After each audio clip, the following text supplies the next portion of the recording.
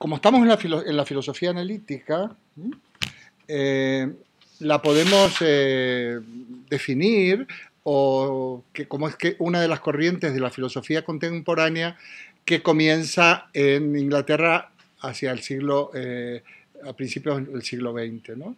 Que se caracteriza fundamentalmente por un análisis del lenguaje. O sea, la filosofía se va a ocupar de, a través de una tradición muy importante anglosajona, de la cuestión del lenguaje. Aunque luego va a haber un elemento clave que no es anglosajón, sino que es vienés, como puede ser austríaco, como puede ser Wittgenstein. Y la primera cuestión que tratan es la aplicación al lenguaje de la ciencia, porque precisamente para ganar en precisión, el lenguaje ordinario es muy rico, pero al mismo tiempo es muy ambiguo. Muchas veces se ha dicho que el lenguaje más apto para la filosofía, no estoy hablando, es el alemán, y que sin embargo el español no es un lenguaje apto para la filosofía y por eso no hay tantos filósofos españoles. Se ha dicho. Pues esto es muy interesante, porque el español, el castellano, yo lo llamo castellano por costumbre, es un lenguaje tan rico que lógicamente es un país, digamos, es una tradición cultural plagada de poetas, escritores y literatos. Por eso algunos dicen que, por ejemplo, la obra filosófica por excelencia en España es el Quijote de Cervantes, ¿no? Puede ser. La lengua alemana, por ejemplo, es una lengua que era hablada en la época de Lutero y que Lutero tiene mucho que ver con esto, adopta para que pueda ser una lengua escrita la gramática latina, que es muy lógica y se la aplica al alemán. Por eso el alemán no es tan difícil si se sabe el latín, porque tiene la misma estructura de la gramática latina, declinar las palabras, en fin, la misma sintaxis, la misma morfología que las palabras, por ejemplo, en la lengua y la frase en la lengua latina. Y entonces, lógicamente, como la filosofía tiene una cierta pretensión de ser un lenguaje estricto, pues podría ser más apta. Bueno, esto es muy discutible, pero sí es verdad que históricamente nosotros no tenemos filósofos de la talla de los filósofos centroeuropeos, alemanes sobre todo, pero también hay franceses y también hay ingleses. Bueno. La ciencia necesita un rigor mayor que el de la filosofía incluso, porque la ciencia del siglo XX y a partir del siglo XIX está auspiciada por, digamos, la industria y el comercio. ¿Quiénes invierten? ¿A quiénes les interesa una ciencia eficaz? Pues a la gente que va a basar una tecnología en esa ciencia, porque por otra parte se necesita un tipo de producción en serie y de calidad, etcétera, etcétera, o como fuera, para el comercio.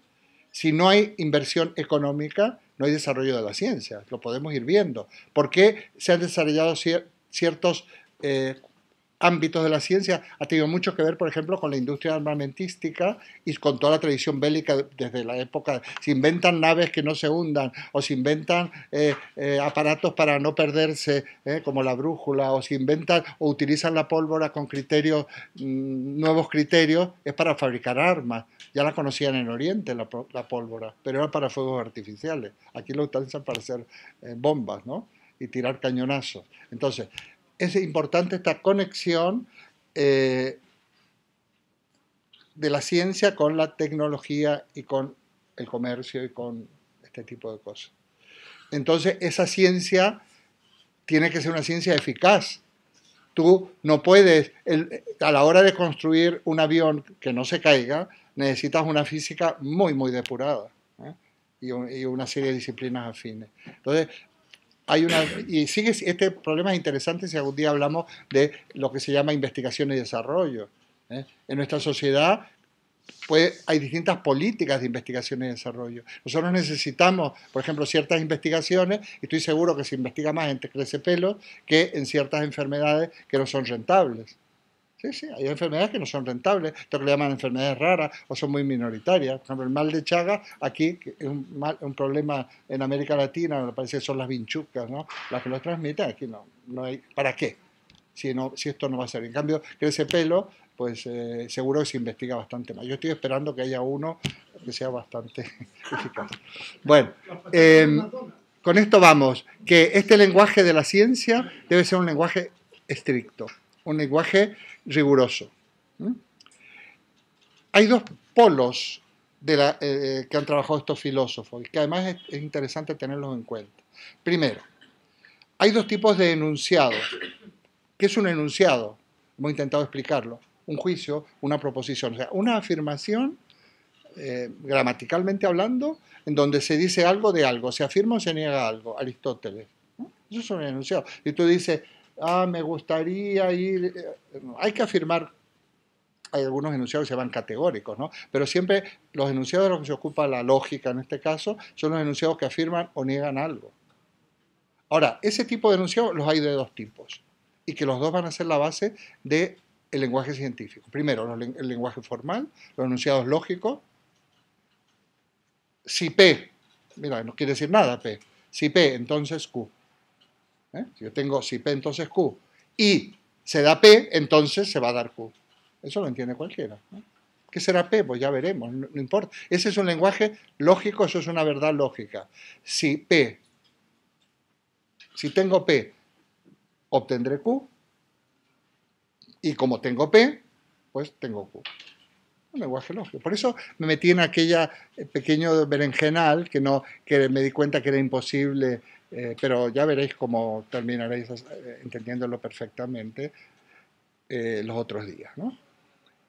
Eso es un lenguaje lógico, digamos, son enunciados lógicos dentro de un lenguaje formal que lo que establecen, como hemos dicho, es corrección o no corrección, adecuación o no adecuación. Todo esto está en lenguaje ordinario, pero se podría decir todos los S son P. Todo hombre es mortal, Sócrates hombre, Sócrates mortal. Yo no necesito hacer ninguna comprobación. Si yo acepto el primer enunciado, que todo hombre es mortal, por lo tanto, como eso es un conjunto, un miembro de ese conjunto, un elemento de ese conjunto, va a tener esas características. Fijaos para qué era importante eso que poníamos en la pizarra, que ya intentaré perfeccionar, digamos, la parte de comunicación. Y luego están los lenguajes, enunciados empíricos. El enunciado formal se refiere a formas, forma quiere decir idea, conceptos, y el empírico a hechos. Es muy importante la noción de hecho. Un hecho, hay un antecedente y de alguna manera podría equipararse al término fenómeno, pero un hecho es algo que se da. No hablamos de cosas, no hablamos de ser, no hablamos de sustancia, porque eso desde Kant no es tan fácil saber qué es algo en sí mismo. Bueno, los seres artificiales es más fácil porque lo hemos construido para este fin, pero qué es una piedra o qué es un árbol o qué es un determinado animal en sí mismo no es tan fácil, ¿eh? Y además tampoco sabemos muy bien lo que es. Entonces, trabajamos sobre hechos. ¿Qué es un hecho? Algo que se constata, que se adquiere y se constata con los sentidos. Entonces, esto es lo que se llama el empirismo lógico. Enunciados. Las verdades o el contenido de esos enunciados son empíricos, tratan sobre hechos y al mismo tiempo tienen una estructura lógica. Digamos que se completa el análisis del lenguaje con una teoría empirista del conocimiento. Y aquí tenemos a dos importantísimas figuras que son Bertrand Russell y Ludwig Wittgenstein. El segundo, de alguna manera, fue a estudiar con Russell a Inglaterra y luego de alguna manera superó a su maestro, ¿no? Bueno, yo creo que sí, era más joven además, aunque murió mucho antes, ¿no? Porque Russell vivió casi 100 años, en cambio Wittgenstein bastante menos. Perdón, Eduardo, estas dos personas que has dicho forman parte del empirismo. Empirismo lógico. Lógico. Sí, porque el empirismo, hay un empirismo moderno, Locke, Berkeley, Hume, hay otro, y este es el empirismo lógico del siglo XX. Es parte de la base del empirismo que ya lo hemos mencionado en otras ediciones de este seminario, ¿no?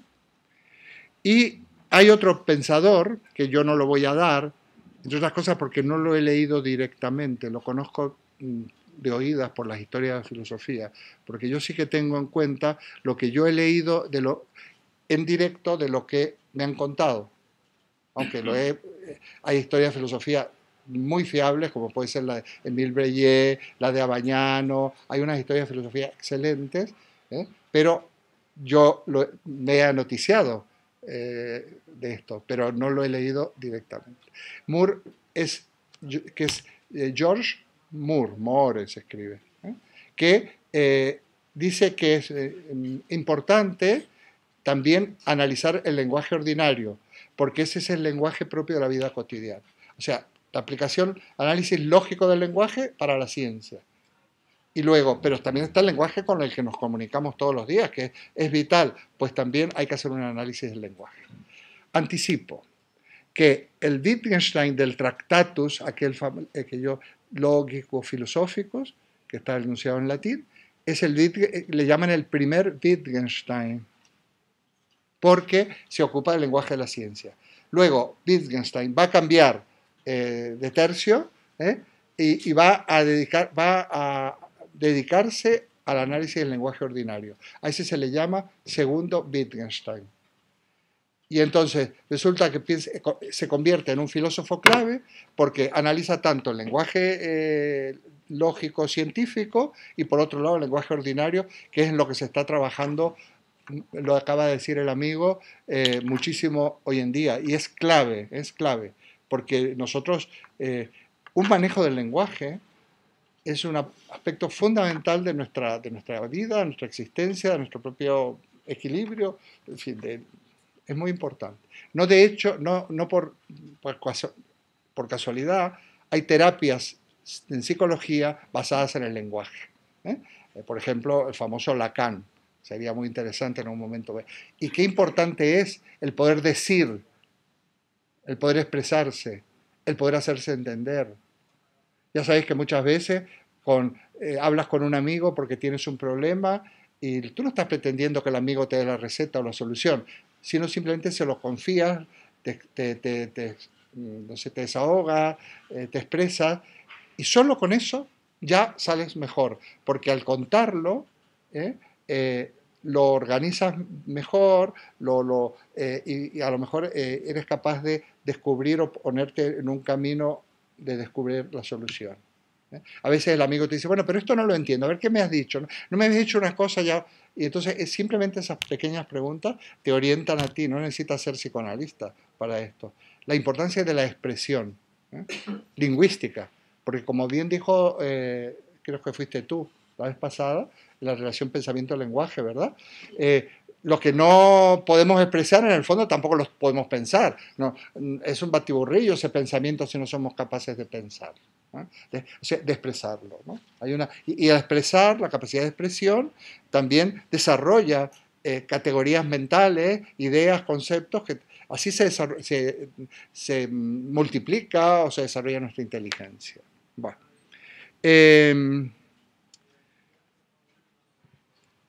Es importante que este análisis lógico del lenguaje, podríamos llamarlo que es una depuración del lenguaje de la ciencia.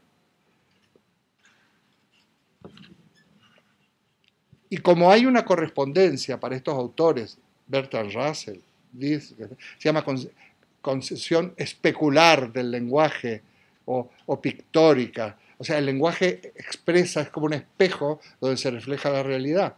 Entonces, si yo tengo un lenguaje claro, es lo mismo. Yo voy a poder estructurar mis conocimientos de esa realidad, o del mundo, como le llama Wittgenstein, de una manera clara. No va a haber una contaminación por parte de nuestras estructuras que son ambiguas porque son muy ricas. La ambigüedad del lenguaje, por ejemplo, el lenguaje poético, el lenguaje es un lenguaje muy ambiguo, se juega con la ambigüedad, se utilizan metáforas, genera sensaciones y demás, pero no sirve para la ciencia. De paso aclaro, mundo-realidad, vuelvo a decirlo, ¿qué diferencia hay? Mira, la realidad sería el conjunto de es la realitas latina, que es el conjunto de las res es cosa en latín, el conjunto de las cosas. La cosa, quién sabe lo que es. El propio Kant lo dice, la cosa en sí es incognoscible.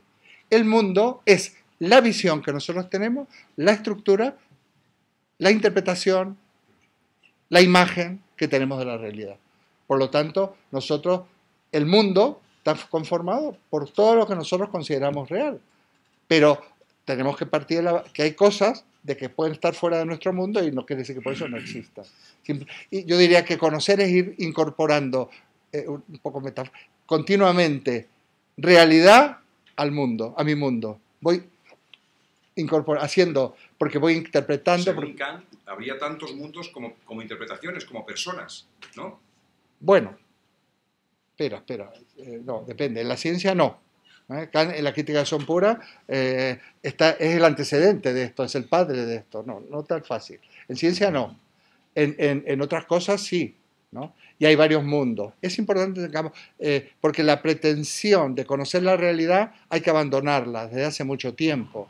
Habría que haberla abandonado. Y de hecho siempre hay rescoldos de esa situación. Pero nosotros sí que podemos interpretar nuestro mundo, interpretar el mundo, podemos ampliarlo, en fin. Y lo que pasa es que luego la realidad compartida, nuestra realidad, que yo lo utilizo en mi método, es decir, a ver, yo digo, la verdad es intersubjetiva.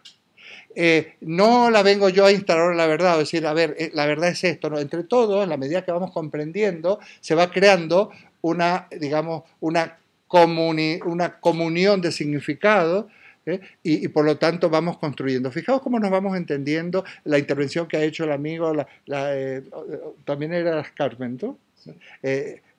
Una de las Cármenes que está detrás tuyo, las intervenciones que hemos ido haciendo. Fijaos cómo vamos logrando un lenguaje que no lo podemos definir estrictamente, pero que vamos entrando en un ambiente, en un ámbito donde nos vamos entendiendo.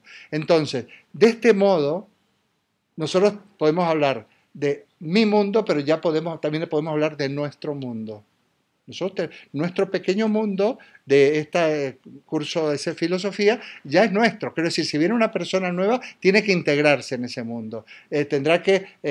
Haremos todo lo posible, claro. Pero nosotros ya tenemos un mundo, o un mundillo, como queráis llamarlo. Pero tenemos un mundo, una comunidad de significado en las cuales yo he ido insistiendo por una sola razón, porque me toca a mí ser el que insista porque estoy aquí al frente. Entonces, a ver, vamos a conseguir esto, ¿no? Como si fuera una especie de entrenador, vamos a conseguir esto. No quiere decir que sea lo único ni lo más importante, pero bueno.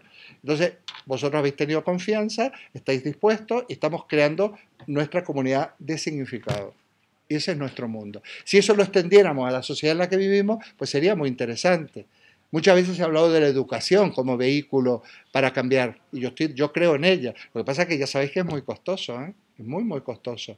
Pero eso que yo le llamo microresistencias, la filosofía sería como una microresistencia, se trata de ir creando comunidad de significados que no son teóricos solamente, sino que son también es praxis.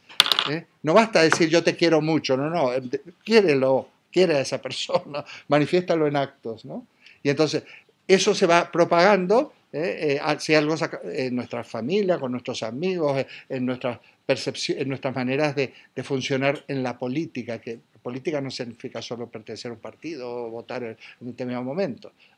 Tener una conciencia política propia, realmente, pero discutida, propia pero no individual, en el sentido, es muy importante la confrontación, porque tendríamos que tener una cierta labilidad, una cierta apertura para ser afectados por las opiniones de los demás y no casarnos con nuestras ideas y ser dogmáticos. Eso es lo peor que puede ocurrir, pero ya no solo en la filosofía o en la ciencia, sino que nos puede ocurrir al ser humano. Nosotros tenemos que estar dispuestos de alguna manera a exponernos a poner en tela de juicio nuestras convicciones. Porque si nosotros ponemos en tela de juicio nuestras convicciones, pueden pasar dos cosas: que las abandonemos o que las mejoremos, o que seamos más firmes en ellas, o que las mejoremos, o que logremos un cierto mestizaje. Yo muchas veces, cuando sale el tema de Dios, he dicho, la gente que tiene fe, no tenga miedo en discutir estas cosas, porque saldrá más creyente, o no. Y si no, será para bien también, porque a lo mejor lo que creía es en un ídolo alienante, que te mete en un mundo que no llega a ninguna parte. Yo no critico ni me niego a que a la gente, me parece mal que la gente piense que hay otra vida. Yo lo único que llamaría la atención como amigo, o como persona que discutimos cosas, es decir, bueno, en cualquier caso, si hay, bueno, quién sabe cómo será, pero tú tienes esta, tú vives esto. No, no te alienes, no lo fíes a un futuro que para eso te tienes que morir.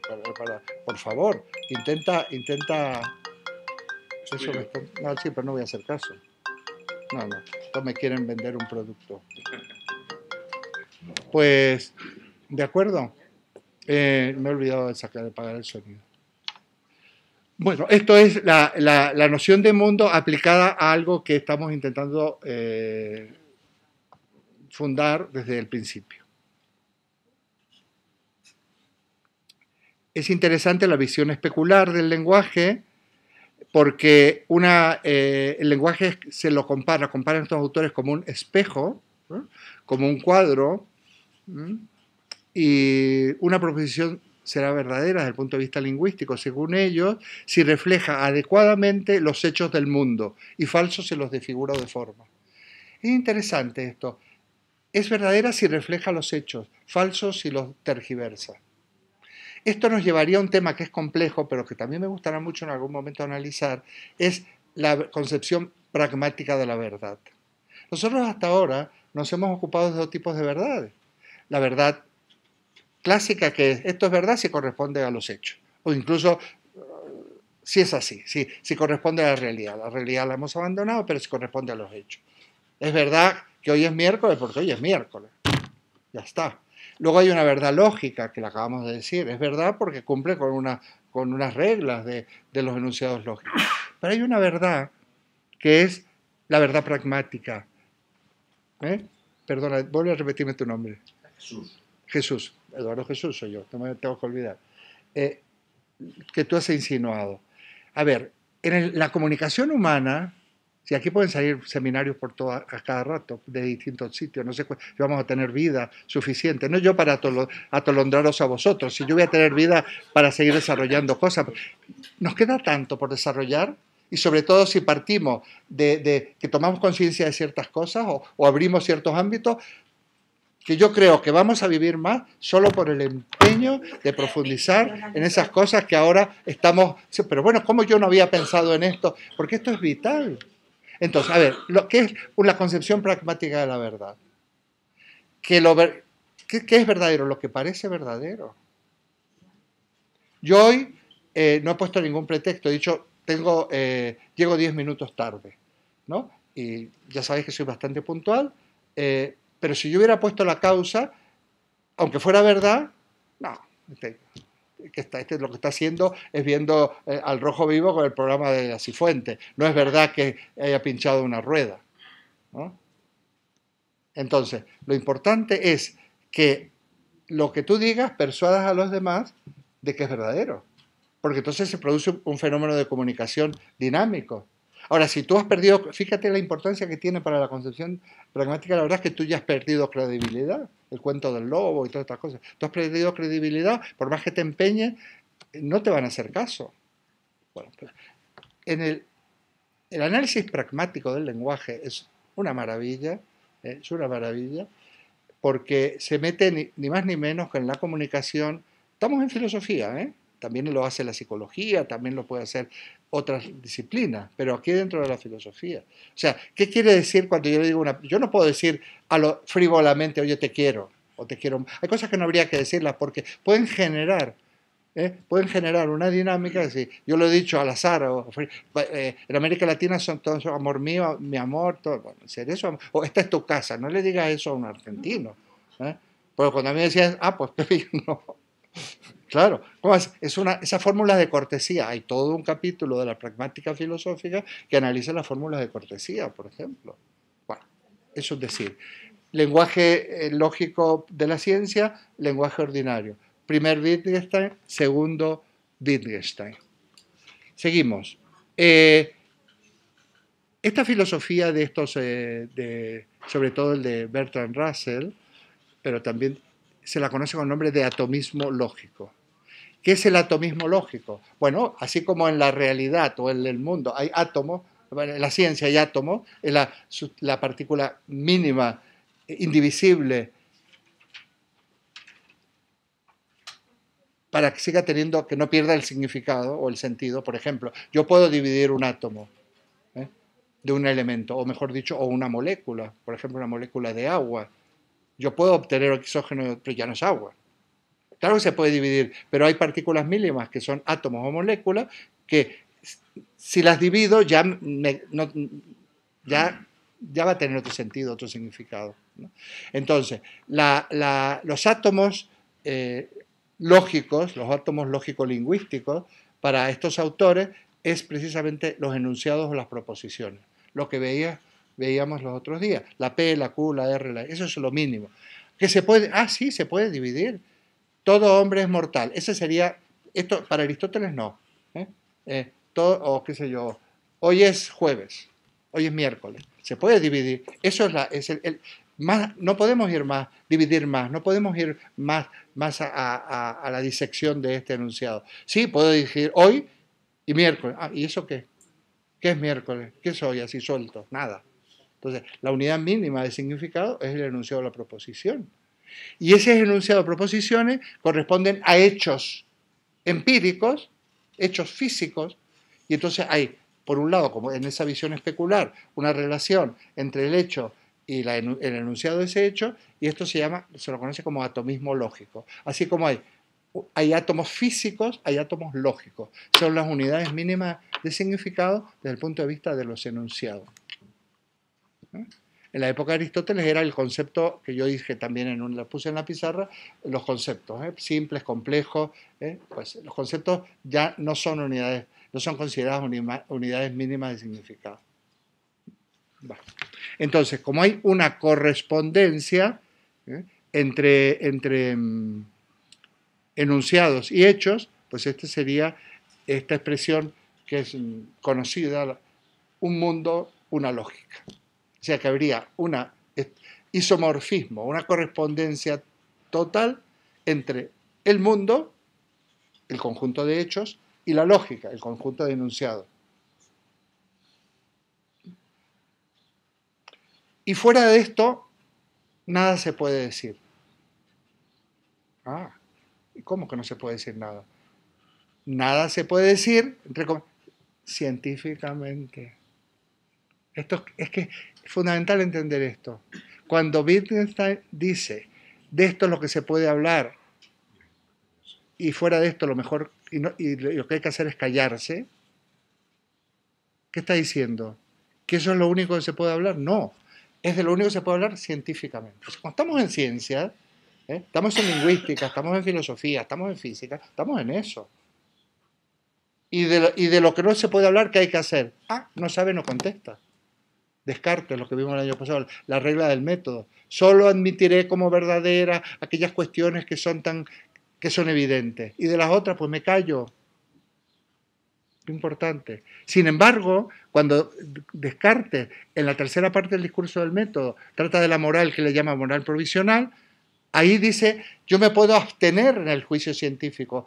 Kant le llamaría juicios teóricos. Dice, mira, no sé, eso además es mejor, es recomendable, que cuando son temas que tú no ignoras y que se requiere que haya una correspondencia entre el enunciado y el hecho, aunque no sea ciencia física, aunque sea de la realidad política o de cualquier otra realidad, mejor nos callamos.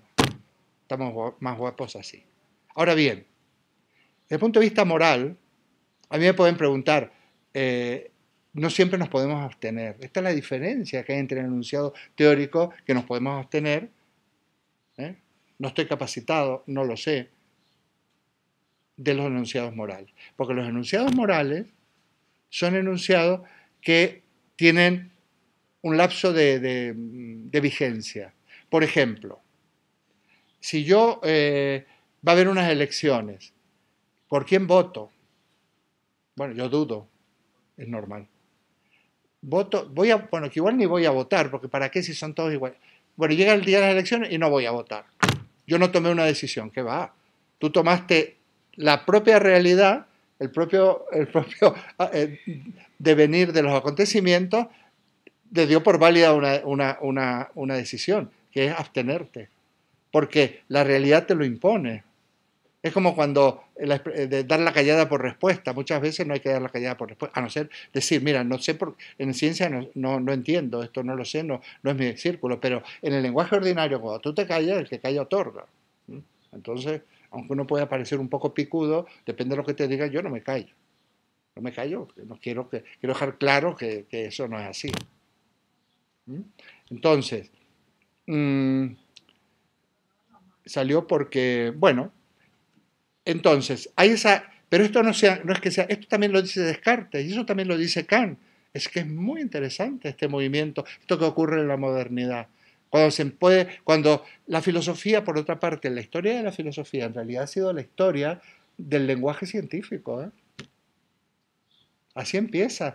Aquello de episteme, en los griegos, el logos, cuando triunfa el logos, cuando aparece el logos, lo que les ha interesado a la filosofía, a los primeros filósofos y siempre, es llegar a la verdad. ¿Dónde? En la episteme, en la ciencia.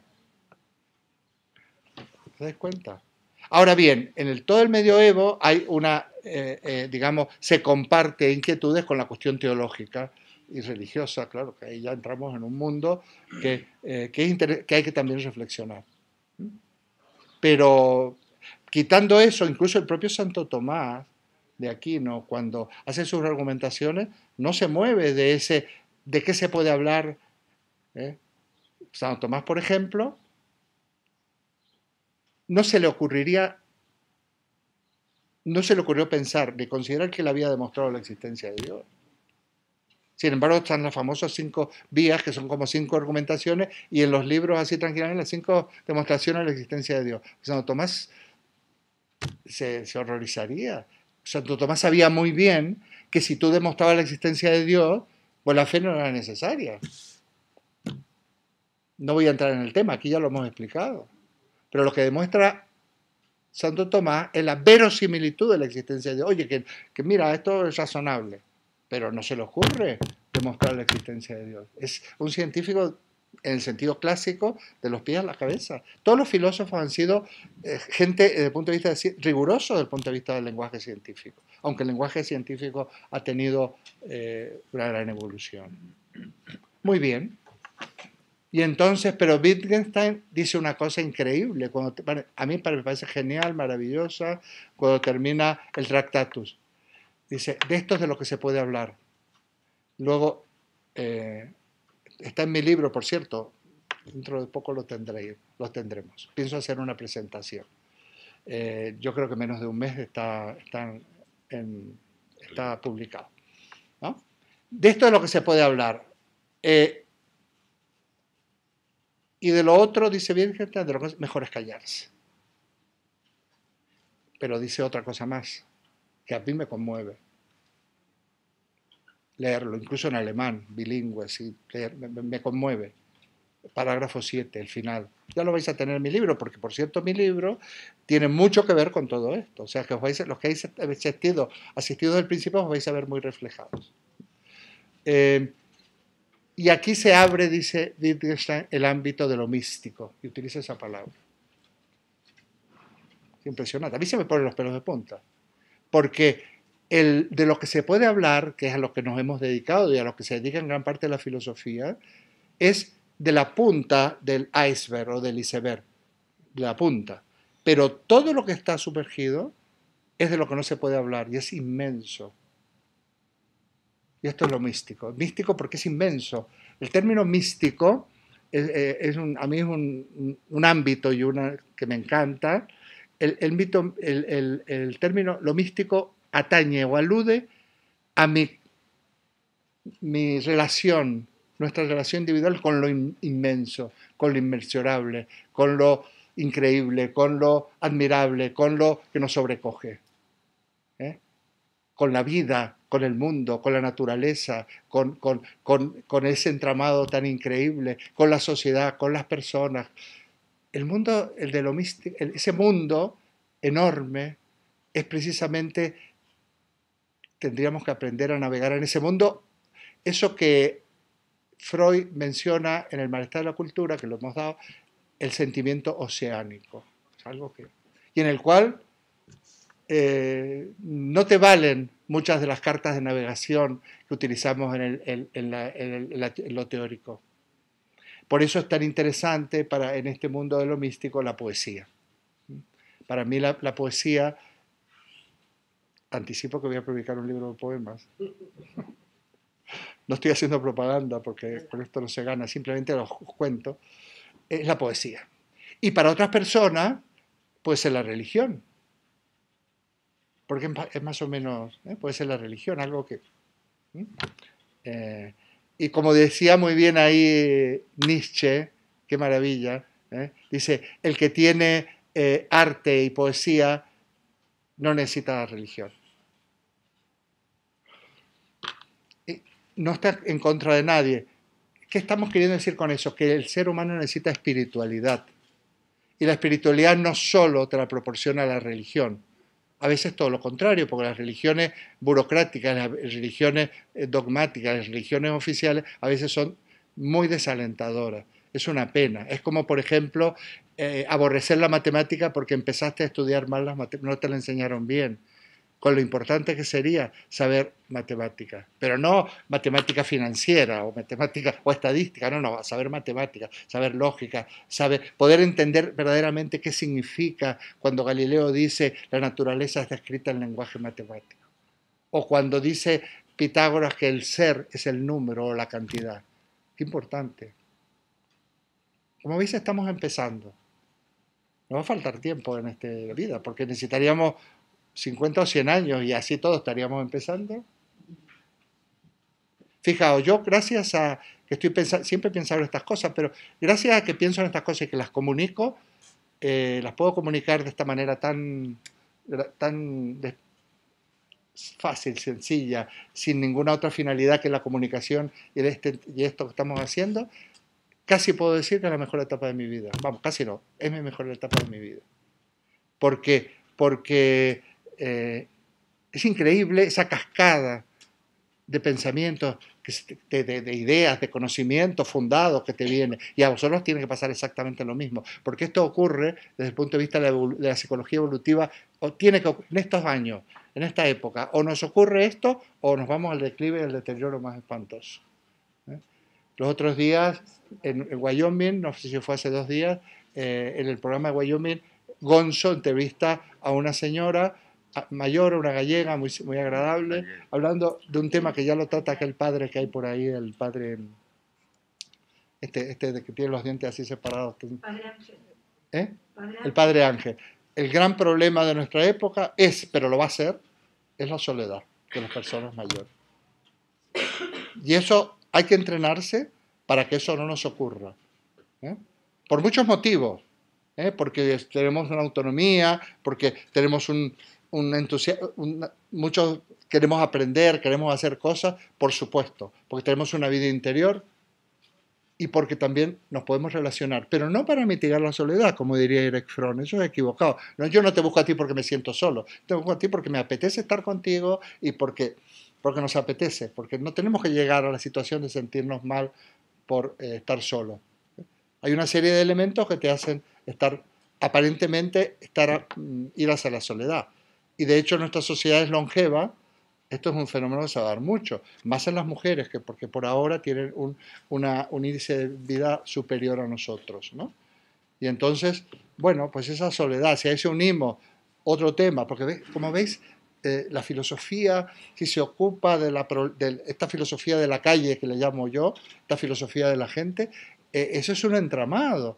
Si además de estar solo tienes una pensión miserable, jolín, que ni siquiera puedes darte algunos gustos o hacerte un viaje con otras señoras o señores mayores, qué duro, ¿eh? Eso, hay que intervenir seriamente, pero es que nosotros cada vez vamos a ser mayores y podemos construir cada vez más mayores. Entonces, podemos construir una sociedad que se contemple realmente esta posibilidad.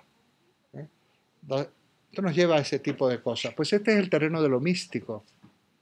Este es el terreno de lo místico. La capacidad de hacernos amigos, en el sentido epicúreo. Qué interesante que es el jardín de Epicuro.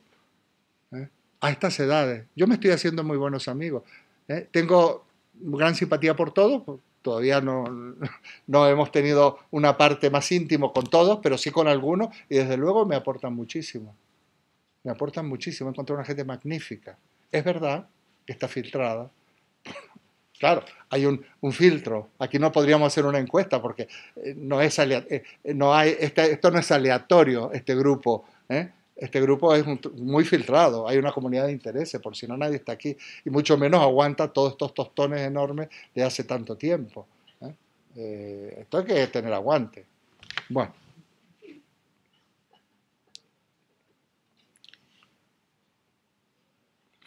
Bueno, nos tenemos un poco en lo que son las proposiciones matemáticas, en el esquema que yo tenía. No voy a avanzar mucho en ello, porque esas proposiciones están basadas en unos axiomas lógicos, ¿eh? Que son basadas en el principio de identidad y de no contradicción.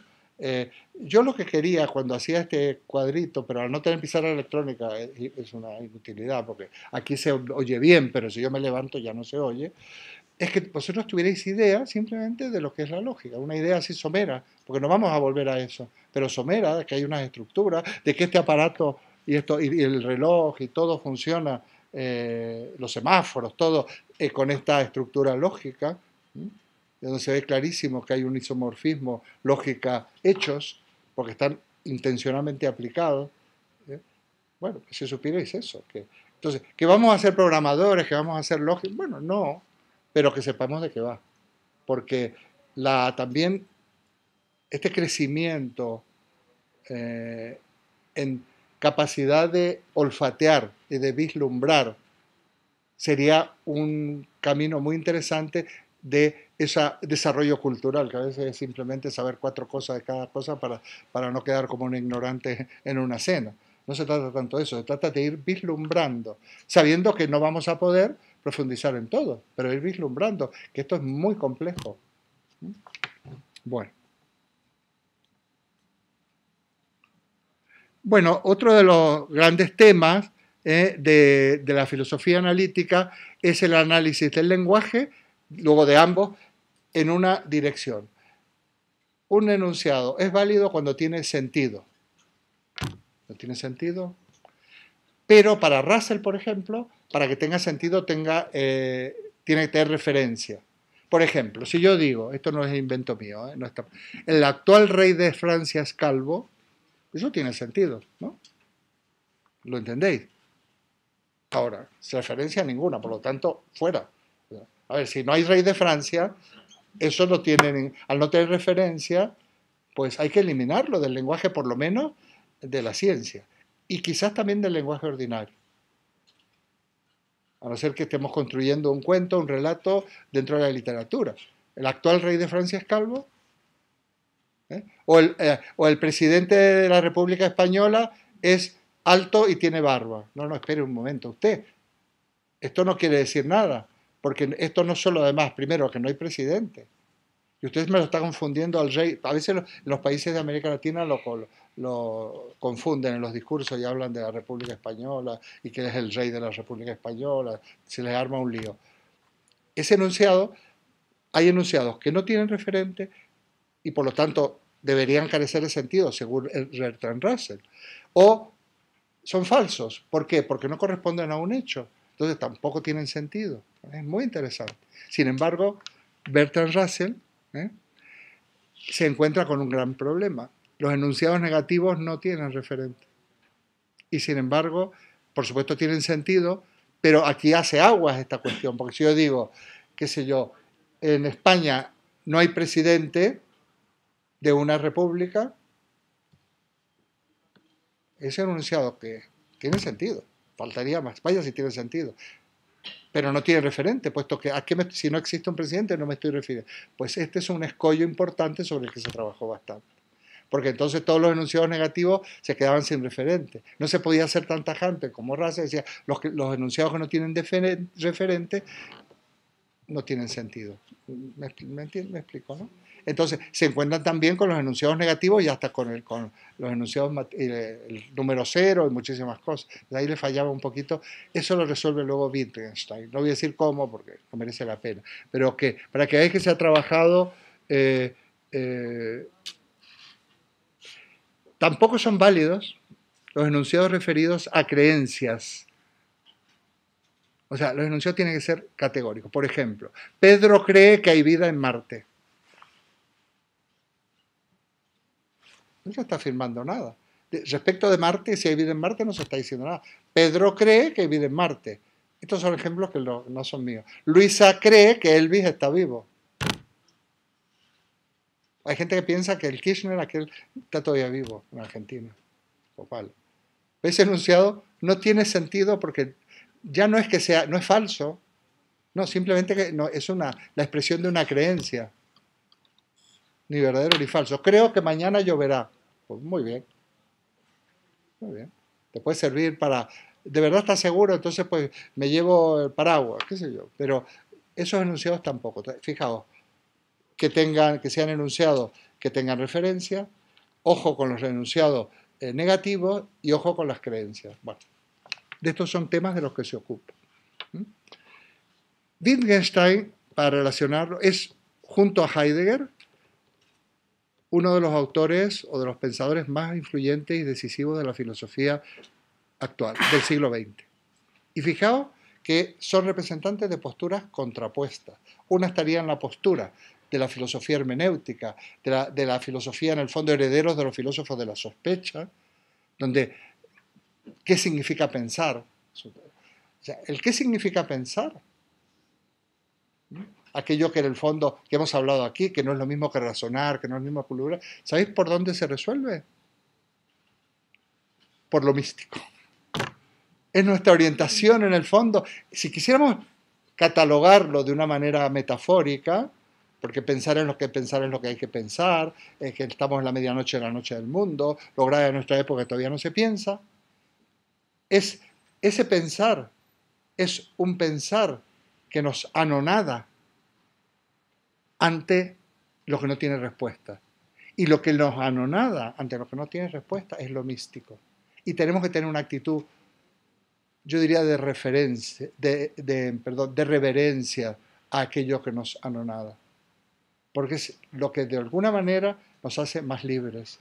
Porque si somos seres humanos es porque somos capaces de navegar en ese anonadamiento. Porque y tomar conciencia hasta vital y hasta nuestros órganos de que somos verdaderamente constructores de sentido, que somos creadores de sentido, porque no hay un sentido prefigurado, hay el sentido que nosotros damos y encontramos a nuestra vida. No hay camino caminante, caminante no hay camino, es ese camino al andar. Y esto ocurre, acontece, y en el último momento, si pudiéramos fijarnos en una etapa y ser lúcidos, decir, bueno, confieso que he vivido este título de estas memorias de Pablo Neruda, o el poema, esto está en mi libro también, el poema de Amado Nervo, En paz. Vida nada me debe, vida estamos en paz.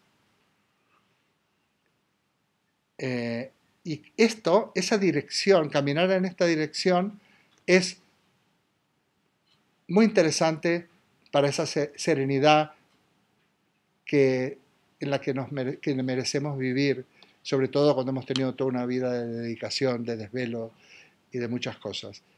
Nos merecemos eso, nos merecemos la serenidad, pero eso no es resignación, es decir, vida nada me debes, no, eso es aceptación y sobre todo ser capaces de quedarnos callados, estar en silencio ante lo que los anonada, ante los que no tienen respuesta, ante lo místico. Y dejarnos imprender por ello. Y yo creo que ahí yo creo que se podría llegar hasta el éxtasis, sin necesidad de ninguna droga, ni de tomar ni alcohol, ni de nada.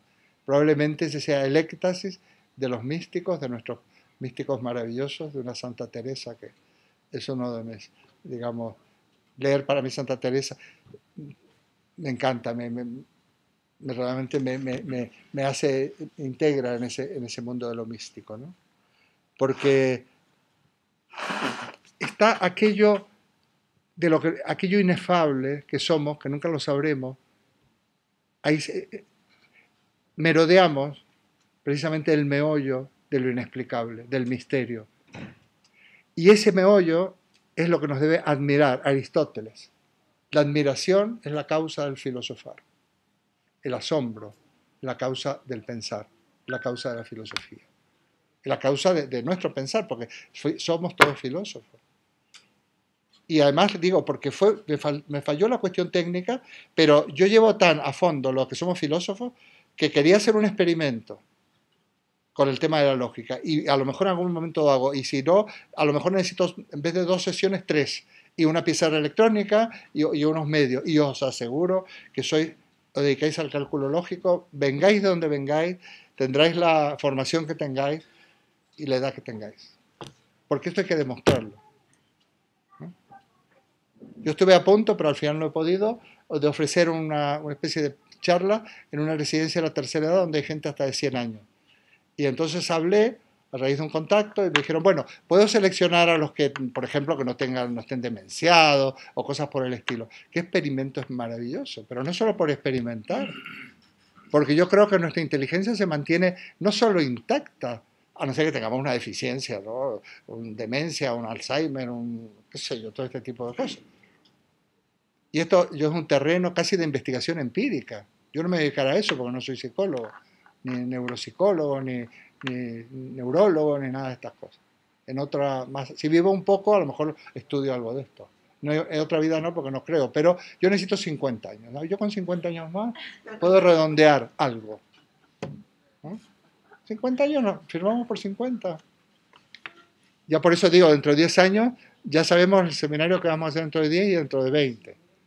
El de 30 no me atrevo. Nos estás dando mucha moral, Eduardo. No, a ver, moral, nos damos moral. Tú, porque no es un secreto, tú conoces mis circunstancias. ¿No? Y yo no me voy a poner a hablar de mí, pero sí que tenemos que testimoniar y que nadie le dé miedo, nada. Porque no pasa nada. No pasa nada. Y eso que no estoy hablando de estas cosas del pensamiento positivo. No, no, no, no. Que tú eso quieres, si te propones lo vas a conseguir, no sabemos. No, simplemente que no pasa nada. Es muy interesante las reflexiones de los estoicos y de los epicúreos sobre el tema del fin de la vida. No voy a hablar de eso porque sería casi un abuso y ser demasiado exhibicionista. Pero como somos amigos, bueno. En la segunda parte, Wittgenstein rechaza las tesis defendidas de alguna manera en el Tractatus, porque dice no, las tesis de análisis del lenguaje defendidas en el Tractatus, que son del lenguaje lógico científico. Pero fijaos lo que hace Wittgenstein antes de dar el paso a ese segundo Wittgenstein. Por eso estos personajes son geniales. ¿Sabéis que fue compañero de banco en la escuela de Hitler? Hay una foto por ahí, verídica, que está sentado en la misma aula con Hitler. Bueno, hay una foto, después seguro recuperar, habría que poner en Google Hitler, seguro. Y Hitler con una cara así como, bueno, luego se puede uno interpretar. Bueno. Wittgenstein abandona sus estudios, sus investigaciones con Russell en Cambridge y se va de maestro de escuela primaria, de primer curso, para enseñar a leer y a escribir a los niños, porque él quiere verdaderamente entrar en el lenguaje desde la base, desde qué significa aprender a leer y a escribir. Y además, simultanea esto con su trabajo de jardinero, se emplea de jardinero, porque él su fortuna la dona, era de una familia judía muy adinerada, dona su fortuna, no quiere saber nada de ella, y se mete de jardinero, porque de jardinero vas viendo muchas cosas, el lenguaje de la naturaleza, cómo surge una flor, cómo surge un fruto. He puesto también en esta publicación un fragmento de Tierra de Hombres de Saint-Exupéry, donde habla de que el campesino extrae el fruto de la tierra y su lenguaje es universal. Porque también tenemos que aprender mucho de la regularidad de la naturaleza, como las cosas tienen un sentido, otra cosa que hay que descubrir ese sentido. Entonces, se va, digamos, ella publica su segunda obra, Investigaciones filosóficas, y bueno, y se dedica al lenguaje ordinario. ¿Mm? Digamos que de alguna manera matiza o rechaza, incluso dicen, la tesis defendida inicialmente de que la lógica es la entraña última del lenguaje y del mundo. La lógica, como mucho dice, puede ser relevante a la hora de organizar y pulir el lenguaje de la ciencia, pero este último es solo un lenguaje entre otros, es un lenguaje más, que no debe ser privilegiado en detrimento de los demás lenguajes, por ejemplo, el lenguaje de la poesía. Y estamos hablando de juego, introduce la noción de juegos del lenguaje.